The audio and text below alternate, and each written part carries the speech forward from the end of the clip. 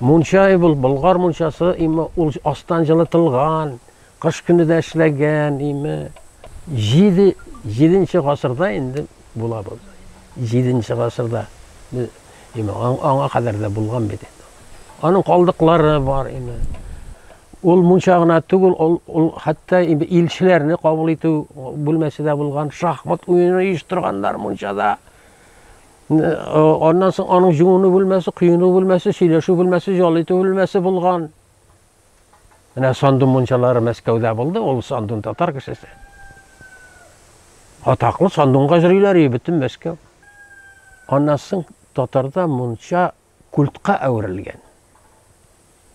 Кунак чакырып да muncha якмаса, ул кунак саналмаган, дөресен генә әйткәндә, ярым кунак кына булган ул Кунак итү генә булган.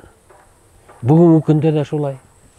Аннан соң никахтан соң ир белән хатын munchaga киткән, бөтен кеше белгән, икесе дә анда munchada чишенеп җыгыналар. Баласы да, чагасы да аңа исе дә китмәгән аның Һәм бу бүген дә шул юла дәвам итә. Кара muncha була. Иң беренче кара muncha булган инде. Менә пирамида шикелле итеп ташларны өйгәннәр, шуер ташларны, җылга ташларын өйгәннәр дә якканнар, аның төнлеге булган.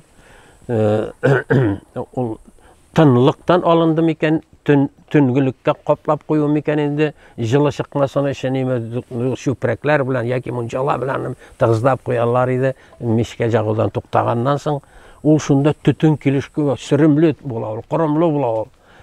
Җуынганың синең корымга куялып чыгарга мөмкин анда стенага калсаң.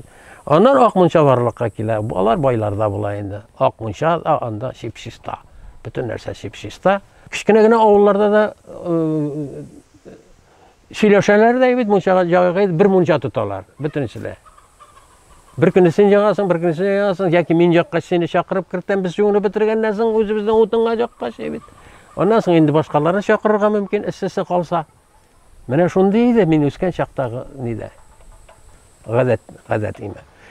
Ул munchalar бигрәк тә Крәшен авылларында читкә салынадыр каралты курадан.